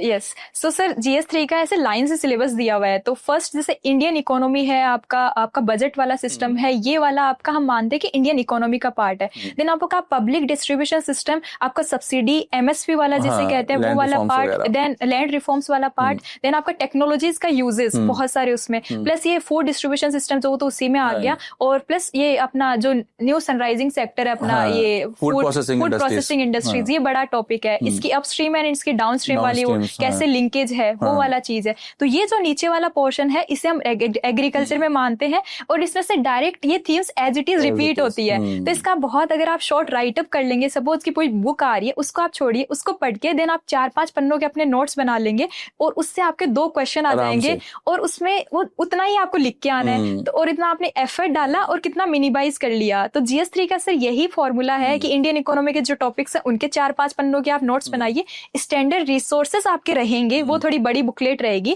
बट मेंस में क्योंकि बहुत कम टाइम फ्रेम होता है तो उनके आप छोटे छोटे नोट्स बना लीजिए 4-5 पन्नों के। ऐसे एग्रीकल्चर वाले टॉपिक के भी 4-4 पन्नों के बना दीजिए, उसमें से डायरेक्ट थीम रिपीट होंगी और आपको सेम एज इट इज ही वैसा ही लिख के आना है। एज इट इज वो नहीं छाप के आना है, पर वैसा सा ही जो क्वेश्चन की डिमांड है उसके अकॉर्डिंग लिख के आना है, तब GS3 में ठीक ठाक स्कोर आ जाता है। बाकी सर हो सकता है वो थोड़ा फैक्ट बेस्ड ज्यादा पूछते हो और इस पेपर में ओवरऑल भी कम मार्क्स आते हैं, किसी किसी के ही आते हैं बहुत ज्यादा, फिर उनसे ही मिलना पड़ेगा हमें। अच्छा, फिर बाकी आपका अप्रोच जो चल रहा था कि मेंस का सिलेबस देखा तब हमें प्रीलिम्स डिफाइन होगा अच्छे तरीके से। तो बच्चों आपको बात ध्यान रखनी पड़ेगी, आप इसमें थोड़ा सा मिसमैच ना हो कि कई बच्चों का मैं देख रहा हूँ मतलब बहुत कंफ्यूजन में है बच्चे, और कि सर प्रीलिम्स के लिए अलग से तैयारी करेंगे, सर मेंस के लिए अलग देखते हैं, बट एक ओवरलैपिंग है उसको समझना है आपको। ये नहीं कि बस किसी से पूछा टॉपर ने कहा तैयारी स्टार्ट कर देनी है, कोचिंग इंस्टीट्यूशंस ने पढ़ाना शुरू किया। अब हम आते हैं थोड़ा सा बुक्स रेफरेंस को थोड़ा देखते हैं। मैं भी इंटरप्ट करूँ इस बात में, थोड़ा सा एक ऐड कर देती हूँ आपको, सॉरी, कि जैसे प्रीलिम्स और मेंस की अलग अलग आपको पढ़ाई नहीं करनी है। क्यों नहीं करनी है? क्योंकि प्रीलिम्स का सपोज आपने ऐसे मान के कर लिया कि मैं तो सिर्फ MCQ क्वेश्चन से सॉल्व करूंगा, लेकिन फिर मेंस प्रीलिम्स के बाद जैसे सपोज इस बार आपका 25 मई को प्रीलिम्स हुआ 2025 में, अब आपका एज इट इज 20th या 21st को ऐसे आपका मेंस स्टार्ट है, तो वो टाइम फ्रेम बहुत कम हो गया। तो फिर आप उसमें उतने से टाइम फ्रेम में जो पिछले 1 साल से पढ़ते आ रहे हैं, अगर वो आपका अलग है देन आप अलग करेंगे तो वो कैसे करेंगे? ऊपर से ऑप्शनल भी करना है आपको, एथिक्स भी कवर करना है। तो प्रीलिम्स और मेंस की जब प्रिपरेशन स्टार्ट करें तो वो इंटीग्रेटेड ही होती है। जैसे प्रीलिम्स पास में आता है तो उसी सिलेबस में हम MCQ सॉल्व करना शुरू कर देते हैं, और जैसे मेंस आता है उसी सिलेबस से हम आंसर राइटिंग स्टार्ट कर देते हैं। बट दोनों का सिलेबस अलग अलग नहीं है। हो सकता है कि कुछ टॉपिक्स ऐड ऑन हो जाएंगे मेंस में, बट सिलेबस वो ओवरऑल कोर सब्जेक्ट आपके सिमिलर ही है।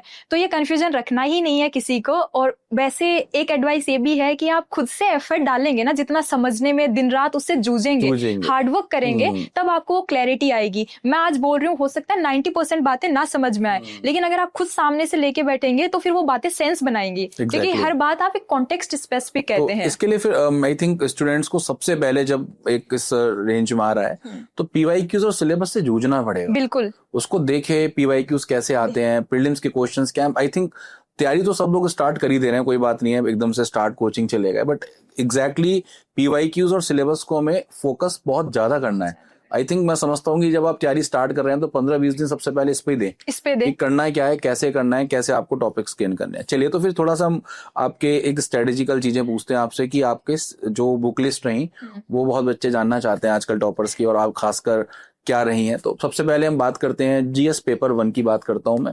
लेट्स सपोज सबसे पहले हम हिस्ट्री और आर्ट एंड कल्चर पे आते हैं। तो हिस्ट्री में आपने क्या फॉलो किया?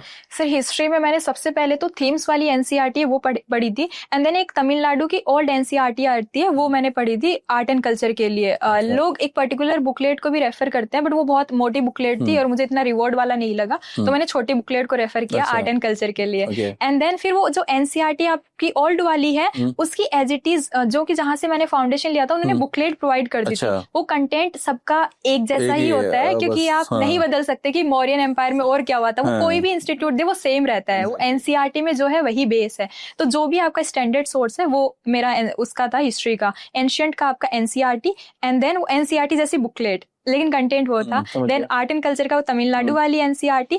देन आपका मॉडर्न के लिए मैंने स्पेक्ट्रम, और स्पेक्ट्रम की वैसी ही बुकलेट, मतलब सब्स्टिट्यूट में वो अच्छा। हाँ यस।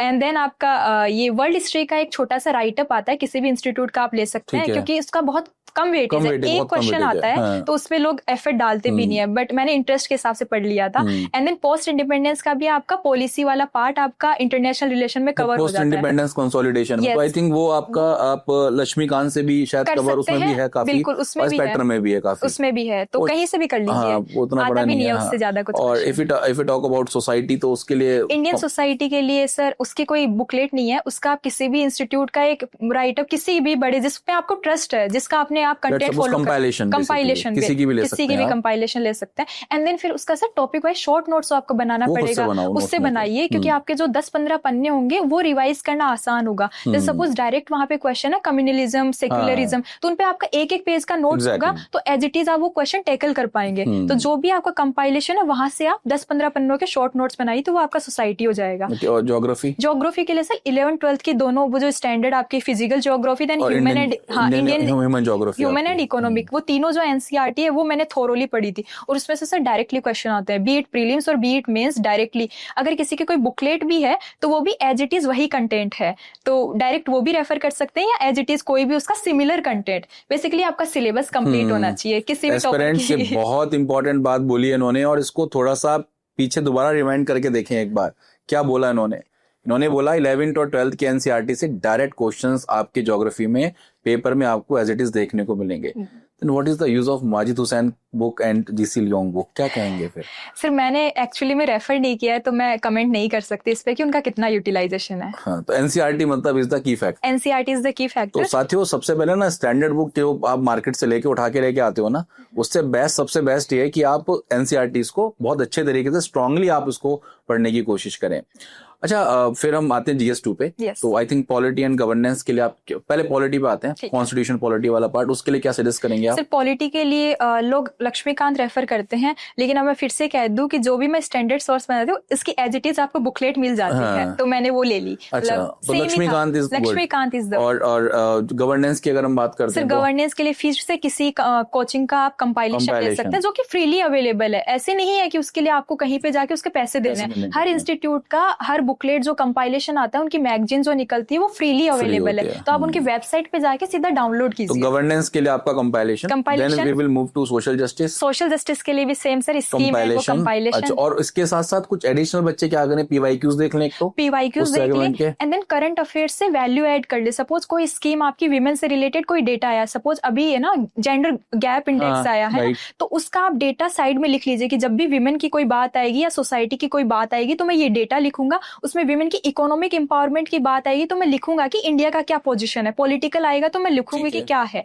तो वहां से आप वैल्यू ऐड करते जाइए, और जो भी एक कंपाइलेशन है वो आपका बेस रिसोर्स हो गया। देन उसमें से फिर से आपको शॉर्ट नोट्स बनाने हैं, क्योंकि ये मेंस का सिलेबस है। आपको एज इट इज 2 पेपर लिखने हैं सुबह शाम, जब भी आपका पेपर होगा, तो आपके शॉर्ट नोट्स काम में आएंगे। देखिए यहाँ पे अभी बीच में इसको हम थोड़ा सा रोकते हुए इसको ही कंटिन्यू करते हैं। नोट्स मेकिंग दोस्तों, ये बहुत इंपॉर्टेंट कड़ी है, और मैं आपसे जानना चाहूंगा कि नोट्स मेकिंग करनी कैसे है बच्चों को ये नहीं पता नोट्स बनाने कैसे हैं।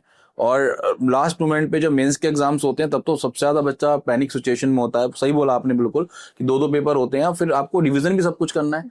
और ये मैं बार बार इसका एग्जांपल देता हूँ, सेमेस्टर के एग्जाम हमारे इंजीनियरिंग के, उसमें बच्चा लास्ट मोमेंट पे जो 1 घंटे पहले पढ़ के जा रहा है, पेपर में लिख के आ रहा है, नंबर भी बढ़िया आ रहे हैं उसके। तो आप इसके बारे में क्या सजेस्ट करेंगे, नोट्स मेकिंग करनी कैसे है एग्जैक्टली, वो थोड़ा सा बताएं। ठीक है, तो सर जैसे नोट्स मेकिंग, मैंने फुल नोट्स, जैसे कुछ स्टूडेंट्स तो पूरा आपका जो फाउंडेशन है वहीं से नोट्स बना लेते हैं, पूरी अपनी बुकलेट बना लेते हैं, लेकिन सर वो बुकलेट मेरे हिसाब से पर्सनलाइज में वो बहुत बल्कि हो जाता है। आपके पास ऑलरेडी एक स्टैंडर्ड रिसोर्स है, देन एज इट इज आपने नोट्स भी बना लिए क्लासरूम से, तो वो मेरे लिए ओवर वर्क हो गया था, मतलब वो हार्ड वर्क आपका रिवॉर्ड नहीं कर रहा था। तो जो मेरा स्टैंडर्ड रिसोर्स था वहां से मैंने टॉपिक वाइज शॉर्ट नोट्स बना लिए। सपोज की गवर्नेंस में आपका सिटीजन चार्टर एक टॉपिक है जो कि एथिक्स में भी है, देन गवर्नेंस में है, तो मैंने सिटीजन चार्टर अपनी पेज पे लूज पेपर जो A4 आता है उस पे हेडिंग डाली। देन सबसे पहले क्या क्या आ सकता है उसमें, उसकी डेफिनेशन, तो 2 लाइन की आपकी डेफिनेशन हो गई। देन उसका कि उसके मतलब एप्लीकेशन क्या है, यूजेस क्या है, उसके ना ड्रॉबैक्स क्या है कि अच्छा क्यों नहीं यूज कर पा रही पब्लिक। देन उससे रिलेटेड कोई डेटा है या कोई एक्ट है, सपोज मेघालय ने कुछ अगर इनिशिएटिव लिया है या राजस्थान गवर्नमेंट ने कुछ इनिशिएटिव लिया है कि सिटीजन्स को सर्विसेज एक्सेसिबल हो जाए, तो वो मैंने वैल्यू ऐड कर ली उस चीज में।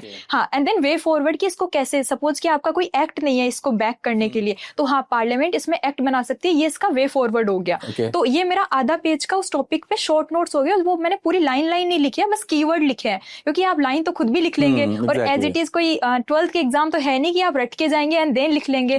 तो वो आपने कीवर्ड से उठाया एंड देन आपने पॉइंट बना दिए एक्चुअल एग्जाम में। तो ऐसे हर टॉपिक वाइज मैंने शॉर्ट नोट्स बना लिए, ऐसे 5-10 पेजेस के उस अपने कंपाइलेशन से। तो ये गवर्नेंस के हो गया। सेम सोशल जस्टिस का भी ऐसे ही हो गया, और IR का भी, सपोज इंडिया चाइना है तो 4-5 ऐसे आधे पेज में आपने लिख दिया कि अच्छा ये इनिशिएटिव है। सपोज कि क्रिटिकल एंड इमर्जिंग टेक्नोलॉजीज में ये टाई अप है, तो वो आपका वैल्यू एडिशन हो गया। देन अच्छा इतना $1 बिलियन का आपका वो है ट्रेड है, तो वो आपने सबसे पहले इंट्रो में लिख दिया। तो ऐसे करके छोटे छोटे एकदम होते हैं ना, हर सब्जेक्ट वाइज सिलेबस वाइज मैंने शॉर्ट नोट्स बना लिए। बल्कि नोट्स मेरे पास नहीं थे, जो स्टैंडर्ड रिसोर्स थे उससे मैंने मल्टीपल बार रिवाइज किया, मतलब 5 से 6 बार जितना भी बार रिक्वायरमेंट था, एंड देन शॉर्ट नोट्स से उनको रिवाइज कर लिया मेंस में लिखने के लिए। और प्रीलिम्स में सेम स्टैंडर्ड से पढ़ लिया, बिकॉज उसमें MCQ आते हैं, सामने आपके आंसर रहेंगे, आपको टिक करना है कि कौन सा सही ऑप्शन है, तो उसके मैंने नोट्स नहीं बनाए। अच्छा, तो मेन से स्पेसिफिक आपने सारे अपने शॉर्ट नोट्स कैरी आउट किए हैं, मल्टीपल रिविजन्स के बाद आपने बनाया, ठीक है। प्रीलिम्स का भी जैसे जो चीज याद नहीं हो रही थी ना, सपोज कॉन्स्टिट्यूशनल बॉडीज है उसमें बहुत कंफ्यूजन होती है कि किसमें 6 ईयर टेन्योर है या 65 है या कुछ, एज कितनी है, आर्टिकल कितना है, तो उसका भी एक पेज पे कि ये चीज याद नहीं हो रही है और लास्ट में जाते हुए मैं इसको देखूंगा या देखूंगी, तो उस चीज का भी थोड़ा बहुत नोट्स बना लिया। स्टूडेंट जो बच्चे फर्रे बनाते होंगे उनको शायद इस चीज का ज्यादा आइडिया होगा कि क्लिप्स कैसे बनाना है नोट्स पर। एग्जैक्टली।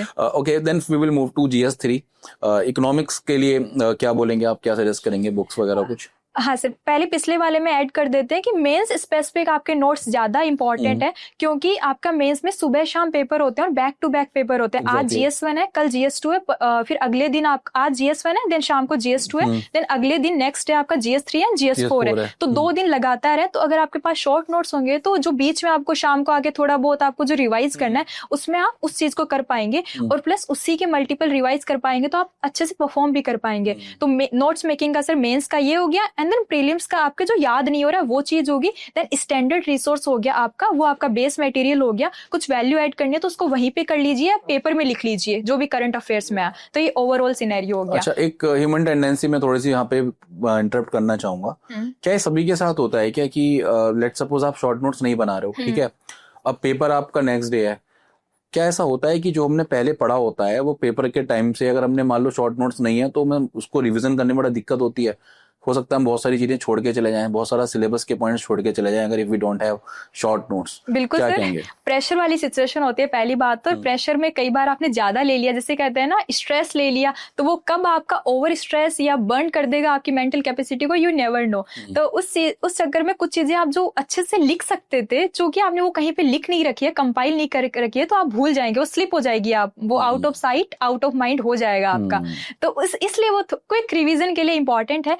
एंड देन फिर आप प्रेशर में भी नहीं रहेंगे कि अच्छा एक तो आपको 4 पेज रिवाइज करने हैं और एक आपको 400 पेजेस की बुकलेट देखनी है, तो आप कौन सा प्रीफर करेंगे ह्यूमन साइकोलॉजी के अकॉर्डिंग भी, तो वो कॉन्फिडेंस भी बिल्ड करता है कि मैंने किया। एंड देन कुछ स्टूडेंट्स सर जो 400 पेज किया उसको इतनी बार रिवाइज कर चुके हैं ना, वो उनका मेंटल एफर्ट है कि उसको वो एक्टिवली रिकॉल कर लेते हैं कि अच्छा इस पेज पे क्या है, तो वो वाले बच्चे भी परफॉर्म कर जाते हैं। तो किसकी स्ट्रेंथ और वीकनेसेस, आपकी जो स्वॉट एनालिसिस है वो आप खुद कीजिए एंड देन आप परफॉर्म कीजिए। एग्जैक्टली। एग्रीकल्चर आपने बता ही दिया था, फिर इंटरनल सिक्योरिटी की अगर हम बात करते हैं तो उसके लिए क्या रिकमेंड, कंपाइलेशन ही? हाँ सर, जैसे एग्रीकल्चर का आपका क्योंकि बहुत ही डिफाइंड सिलेबस है, बहुत ही डिफाइंड सिलेबस है, तो उसके आपके राइट अप आ जाते हैं, फिर से कोई भी कंपाइलेशन आप कर सकते हैं किसी का भी, एंड देन फिर उससे आपसे फिर से शॉर्ट नोट्स बना लीजिए। और इंडियन इकोनॉमी का जैसे अलग अलग लोग अलग अलग फॉलो करते हैं, कुछ लोग मृणाल सर का करते हैं, कुछ विवेक सिंह एक इकोनॉमी की बुकलेट आती है वो करते हैं, बट मेजोरिटी ऑफ पार्ट से वहाँ पे करंट अफेयर्स वाला होता है। तो जो भी आप करंट अफेयर्स फॉलो कर रहे हैं वहां से आपने बेसिक जो सिलेबस में उसको कवर कर लिया, उसके बाद करंट अफेयर से वैल्यू ऐड करते रहिए कि अच्छा रेपो रेट ऐसे चेंज हुई है, इन्फ्लेशन किस रेंज में है, या जो मॉस्पी के जो डेटा पॉइंट आता है वो आप लिखते जाइए हर बार, क्योंकि मंथली आपका डेटा आता है वो नहीं लिखना है, जो एग्जाम से जस्ट पहले वो लिखना है। Then budget and economic survey, इससे आपका मेजोरिटी ऑफ द पार्ट हो जाता है और सर आपका मतलब एक्चुअल में मेंस में क्वेश्चन भी उससे कम आते हैं, और जो प्रीलिम्स में आते हैं वो आपका जो बेस रिसोर्स है उससे हो जाएगा, मॉनिटरी पॉलिसी, बजटरी पॉलिसी। अच्छा, जो मॉस्पी की आपने बात करी है, ministry of statistics and programme implementation की, डेटा किस तरीके से बच्चे यूज करें मॉस्पी का? सर सपोज कि आपका जैसे मतलब इन्फ्लेशन ऐसा है कि इन्फ्लेशन पे कोई भी क्वेश्चन आया कि अच्छा ऐसा ऐसा हो रहा है, तो उस टाइम आपको WPI या CPI या कोई भी कोट करना है, तो उसमें आप डेटा तो लिखेंगे कि अच्छा ये है, बट उसके बाद में उसका सोर्स भी लिखेंगे, क्योंकि हर इंस्टीट्यूट का डेटा अलग है। मैं कह सकता हूँ कि ये 90% है एंड देन कोई इंस्टीट्यूट कहेगा ये 10% है, दोनों ही सही है, लेकिन वो किस चीज को रिप्रेजेंट कर रहे हैं वो डेटा पे डिपेंड करता है। अच्छा, तो इंटरनल सिक्योरिटी का भी कंपाइलेशन आपका कंपाइलेशन एंड देन सर उसके फिर से शॉर्ट नोट्स, क्योंकि वो बहुत डिफाइंड सिलेबस है उसपे एकदम, और उसके थीम्स रिपीट होती है। जैसे डिजास्टर मैनेजमेंट की बात करते हैं तो एक लाइन में सिलेबस डिफाइन कर दिया गया है डिजास्टर का, तो उसके लिए क्या सजेस्ट करेंगे? तो सर उसके लिए क्या होता है, डिजास्टर मैनेजमेंट का एक तो साइकिल होता है कि अच्छा सबसे पहले प्रिपेयर करेंगे, देन उस टाइम आप मतलब बीच में रेस्पॉन्ड करेंगे, देन फाइनल आपका क्या होगा। तो एक तो वो साइकिल से आपका वो बन जाता है आंसर, एंड देन जो भी प्रोमिनेंट आपके डिजास्टर, सपोज इंडिया में क्या हो रहा है, लैंडस्लाइड हो रहा है, अर्थक्वेक आ रहा है, वोल्केनो इतना आता नहीं है, बट पूछ लेते हैं कई बार कि इसके क्या है, क्योंकि इन्वायरमेंट पे बहुत इंपैक्ट है। इंडोनेशिया वाले बेल्ट में आता है आपका जो पैसिफिक रिंग ऑफ फायर है वहां पे, एंड देन आपका जितने भी प्रोमिनेंट और क्या क्या हो गया, फ्लड हो गए, अर्बन फ्लड आ रही है बहुत ज्यादा, क्लाउड बर्स्ट हो रहा है, तो जितने भी न्यूज में जो इंसिडेंट आ रहे हैं ना, उनका आप वही छोटे छोटे कि अच्छा इनके कॉजेज क्या है, अच्छा इनका डेटा क्या है, 2-3 पन्नों में आप वो बना लीजिए, एंड देन उनमें से कोई ना कोई एक रिपीट हो जाएगा, और नहीं भी होगा तो फिर उसमें उसके जैसा फ्रेमवर्क आप खुद लिख पाएंगे, एंड देन ज्यादातर उसमें ऐसे पूछते हैं एनडीएमए की गाइडलाइंस, आपकी जो मैनेजमेंट अथॉरिटी, उसकी गाइडलाइंस क्या है, उसको भी यहाँ लिख दीजिए कि अच्छा लैंडस्लाइड के लिए इन्होंने ये बोला है, तो वो आपका वैल्यू एडिशन हो जाएगा। अच्छा, इसमें एक चीज और मैं इंटरलिंकेज करना चाहूंगा GS1 से। ज्योग्राफी में हम टॉपिक्स पढ़ते हैं, आई थिंक डिजास्टर मैनेजमेंट से वो कवर अप हो सकते हैं, ओवरलैपिंग हो जाती है। वहां पे अपन अर्थक्वेक पढ़ते हैं, तो फिर अर्थक्वेक के कॉजेज वहां से हो गए, सुनामी आ गई, वोल्केनिक इरप्शंस वगैरह, क्लाउड बर्स्ट भी आ गए, मानसून से फ्लड भी आ गए, तो वो सब आपको इंटरलिंकेज करनी जरूरी है। तो उसी के साथ में हर पेपर में जैसे GS1 का आप GS3 में लिख सकते हैं। सपोज की कुछ चीज सोसाइटी, सोशल जस्टिस, और फिर आपका ये आ गया इंक्लूसिव ग्रोथ हो गया, इंक्लूसिव ग्रोथ हो गई। एंड देन सपोज की कोई डेवलपमेंट की बात है तो आप इंटरनल सिक्योरिटी में भी लिखेंगे कि इसका रीजन क्या है, वो IR से कनेक्ट कर जाएगा, IR से भी कनेक्ट करेंगे, बिल्कुल इंटरनेशनल बॉर्डर वाली ये चीजें मतलब बच्चों को इंटरलिंकेज भी कहीं ना कहीं कर सकते हैं बच्चे इजीली। अच्छा, इसमें डिजास्टर हो गया, एनवायरमेंट का क्या करा आपने? एनवायरमेंट का भी जैसे जो आपका सिलेबस में जो लिखा हुआ है, कोई भी कंपाइलेशन ही उठा ली थी। कुछ लोग PMF-IS फॉलो करते हैं, बट मेरे को थोड़ा वो बल्की लगा, बहुत बल्की लगा, और मेरे को थोड़ा शॉर्ट में टाइम कम था जब मैंने प्रिपेयर स्टार्ट किया था, तो मैंने कोई भी छोटी बुकलेट उठा ली थी एंड देन उसका वो कर लिया। कितना भी पढ़ लो नंबर तो तब भी उतने 100 से ज्यादा आने नहीं है। उसमें GS3 में तो ये चल ही रहा है इस समय टॉपर्स का सबके साथ। अच्छा, now we will move to GS4 ethics. बच्चे कुछ तो उसमें बहुत मजा ले रहे हैं GS एथिक्स में, कि चलो मजा आ रहा है सब्जेक्ट पढ़ने में, एथिक्स, इंटीग्रिटी, एप्टीट्यूड चल रहा है, हमारी क्या अप्रोच है, केस स्टडी में मजा आ रहा है, बच्चों को लंबी लंबी केस स्टडी सॉल्व कर रहे हैं। तो कुछ बिल्कुल बहुत ज्यादा भयानक डर रहे हैं इससे, मतलब कुछ को ऐसा लग रहा है कि GS4 बस नहीं, बस कुछ ऐसा कुछ बता दो कि पार हो जाए। तो वो क्या आप बताना चाहेंगे, GS4 करें कैसे बेसिकली? सर सबसे पहले तो जैसे ही आप तैयारी स्टार्ट कर रहे हैं, आपका जैसे कोर सब्जेक्ट आपने कर लिया है, उसी टाइम एक बार एथिक्स पढ़ लीजिए कि उसके क्या टॉपिक्स हैं। इमोशनल इंटेलिजेंस हो गया, आपका मॉरल वैल्यूज वाला चैप्टर, क्योंकि उसके 7 या 8 वो थीम है पूरी टोटल, तो उनको आप उसी टाइम पढ़ लीजिए, मतलब प्रीलिम्स से पहले ही जब आपने प्रिपरेशन स्टार्ट किया। उससे क्या होगा, आपको बेसिक आइडिया लग जाएगा, और अगर आप उसे अच्छे से पढ़ेंगे ना तो आपको उसमें मजा आएगा कि अच्छा एटीट्यूड ये होता है। हम समझते हैं कि एटीट्यूड वो वाली चीज होती है, बुरी चीज होती है, बट एटीट्यूड के एक्चुअल में कंपोनेंट क्या होते हैं, एप्टीट्यूड क्या होता है, आपकी इमोशनल इंटेलिजेंस क्या होती है, तो उससे आप पर्सनल लाइफ में भी रिलेट करेंगे। तो अगर आपने उस टाइम अच्छे से पढ़ लिया है और आपने उसको थोरोली ऐसे एक पर्टिकुलर स्टैंडर्ड रिसोर्स से आप पढ़ सकते हैं, कोई भी फॉलो कर सकते हैं जिसमें भी आपका बिलीफ हो, एंड देन उससे आप शॉर्ट नोट्स बना लीजिए 2-3 बार पढ़ने के बाद। अच्छा, मैं बार बार शॉर्ट नोट्स कह तो रही हूँ, लेकिन 2-3 बार पढ़ने के बाद आपको शॉर्ट नोट्स बनाने हैं, क्योंकि पहली बार बनाने जाएंगे तो आप as it is copy paste कर लेंगे। हाँ, तो PYQ एंड सिलेबस देख के फिर 2-3 बार रिवाइज करने के बाद क्या इंपॉर्टेंट है वो आपको एनालाइज करने के बाद शॉर्ट नोट्स पे जाना है, एंड देन उसको एथिक्स का आपने शॉर्ट नोट्स बना लिए, फिर उसको एथिक्स ऐसी चीज है ना जो आपको इनकलकेट करनी होगी, तभी उसमें स्कोर आता है। जैसे मेंस में ऐसे कहते थे, जिस दिन आपने एथिक्स पढ़ लिया ना, फिर 3 महीने आपको डेली चाहे 10 मिनट आप रिवाइज करो, बट एथिक्स को रिवाइज करो कि अच्छा एटीट्यूड में अगर ये चीज, मैं सर से बात कर रही हूँ तो मुझे सर के बिहेवियर में ये चीज अच्छी लगी, तो मैं इसको एग्जाम्पल में लिख के आऊंगी। तो वो चीज आपको डेली प्रैक्टिस करनी है 10 to 20 मिनट। तो उससे मेरा इस बार एथिक्स में अच्छा स्कोर था, 120 प्लस था। हाँ, तो मुझे लग रहा है वो चीज हेल्प की। मैं डेली मैंने डेली प्रैक्टिस की कि अच्छा ठीक है एप्टीट्यूड में, अच्छा कोई भी सपोज हमने कोई भी ऑपरेशन लॉन्च किया तो मैं अच्छा इस चीज को लीडरशिप में वहां लिखूंगी, वो डेली इनकलकेट किया। तो बेसिक आपका सिलेबस कंप्लीट है। देन PYQ एंड जब भी आप आंसर लिखेंगे तो उसमें आपके आसपास के आपको एग्जांपल्स उठाने हैं, एंड देन उसमें उसका एक लिख लेना, एक समरी शीट जिसे कहते हैं ना, कि हाँ इस पे आप लिख लीजिए कि अच्छा एटीट्यूड जब भी आएगा मैं इसमें ये एग्जाम्पल दूंगा या दूंगी, इमोशनल इंटेलिजेंस आएगा तो उसमें मैं ये एग्जाम्पल्स दूंगी जो कि करंट है, जो रिलेवेंट है। आउटडेटेड आपको बहुत ज्यादा नहीं लिखने हैं, ऐसे एकदम जो न्यूज में चल रहा है ना उसको। सपोज की ऐसे है प्रोफेशनल इफिशियंसी नाम की एक वैल्यू आप लिखते हैं, तो उसमें जैसे कोई भी इंस्टीट्यूट है बहुत अच्छा कर रहा है, सपोज प्रोटीन में कुछ सिंथेसिस में बहुत अच्छा कर रहा है, CRISPR Cas9 का अच्छा यूज कर रहा है, तो वहां पे किसी का नाम लिख सकते हैं कि उन्होंने इस टेक्नोलॉजी में इतना अच्छा किया, तो वो आपका वैल्यू ऐड हो गया उस पर्टिकुलर वैल्यू में। ऐसे करके आपको सबके एग्जाम्पल लिखने हैं, सबके पॉइंट्स लिखने हैं, और उस समरी शीट को बार बार रिवाइज करना है, और फिर उसके बाद आपका एथिक्स में अच्छा स्कोर आ जाएगा। बस। रेखा, अगर हम आपने GS का काफी अच्छा बताया यहाँ पर, अगर हम ऑप्शनल पेपर की बात करते हैं तो आपको ऑप्शनल क्या रहा था? सर मेरा ऑप्शनल साइकोलॉजी था। अच्छा, हाँ। तो और साइकोलॉजी चूज करने के पीछे का आपका ऑब्जेक्टिव क्या रहा? साइकोलॉजी आपने क्यों चूज किया?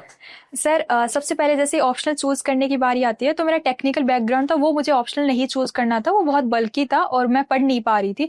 देन मैंने सबसे पहले 2-3 ऑप्शनल उठाए, सपोज कि मैंने साइकोलॉजी भी उठाया, मैंने मैनेजमेंट भी उठाया, मैंने इकोनॉमिक्स भी उठाया, जिसमें मुझे इंटरेस्ट था वो मैंने सारे उठाए। देन उनका मैंने सिलेबस देखा, देन मैंने उनमें देखा कि किसको मैं दिन रात पढ़ सकती हूँ, किसमें मेरा ज्यादा इंटरेस्ट है। तो तो सर अल्टीमेटली साइकोलॉजी में था कि अच्छा, उसको मैं कभी भी पढ़ सकती हूँ, मतलब आधी रात को भी कोई उठाए तो मैं उसको पढ़ तो सकती हूँ। काफी अच्छा मतलब उसमें आपको लगा, तो मतलब ऑप्शनल चूज करने का सबसे अच्छा तरीका है कि PYQ सिलेबस देख के आप अपना इंटरेस्ट यहाँ पे चेक करो। तो जो बच्चे साइकोलॉजी ऑप्शन लेना चाह रहे हैं उनके लिए आप क्या बताना चाहेंगे, किस तरीके से कुछ बेस्ट रिसोर्स क्या फॉलो करें वो अपनी तैयारी में?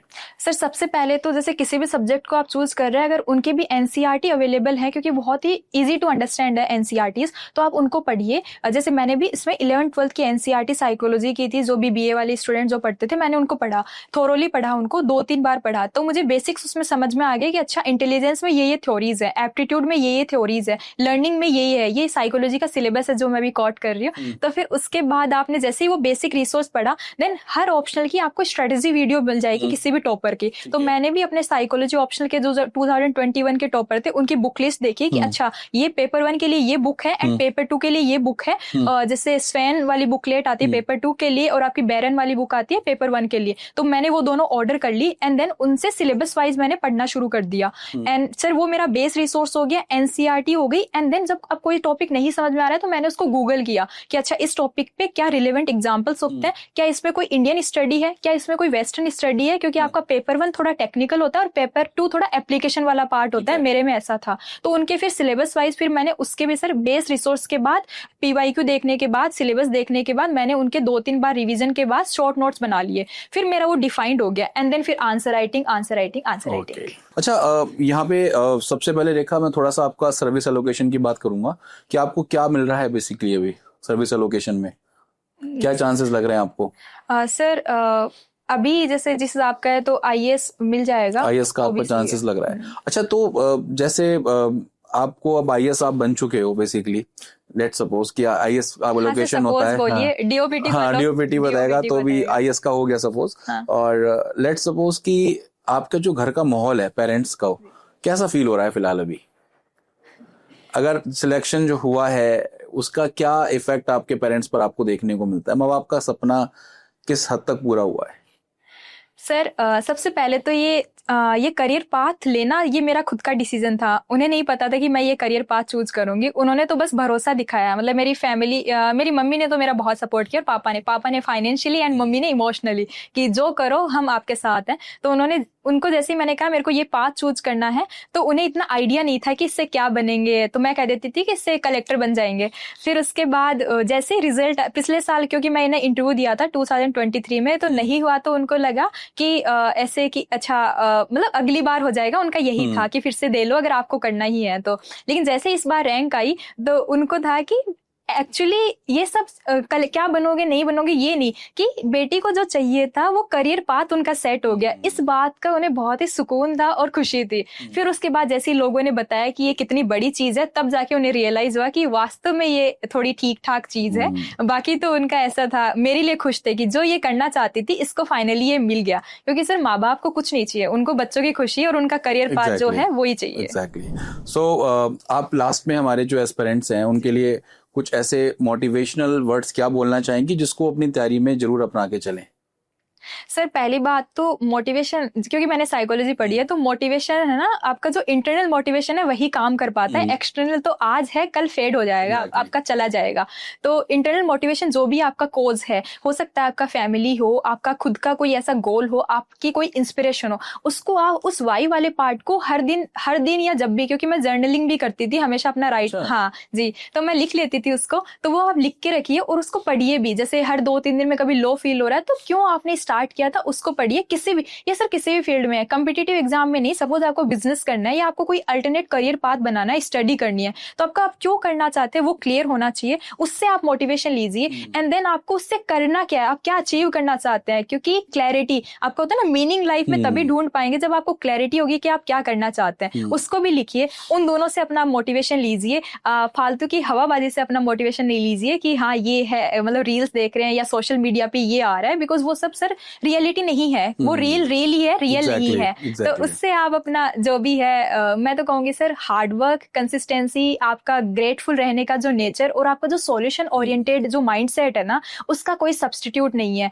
फिर आपको जिस भी चीज में एफर्ट लगाना है और वो ट्रू हार्डवर्क पुट करने से आएगा, तो वही आपका एक्चुअल में मोटिवेशन होना चाहिए। एग्जैक्टली। सो साथियों, ये थी हमारे साथ रेखा सिहाग, जिन्होंने यूपीएससी सीएससी 2024 के रिजल्ट में 176 रैंक को प्राप्त किया, और इसी के साथ साथ राजस्थान राज्य, बल्कि राजस्थान राज्य छोड़ो, अपने गांव, अपने जिले, सबका नाम रोशन किया, अपने कॉलेज का नाम रोशन किया। और मैं आपके आगे एडमिनिस्ट्रेशन में तरक्की के लिए बहुत कामना करूंगा, और कैरियरविल आईएएस आपको बहुत बहुत बधाइयां यहाँ पर प्रेषित करेगा आपके इस सफलता के लिए। धन्यवाद। Thank you sir.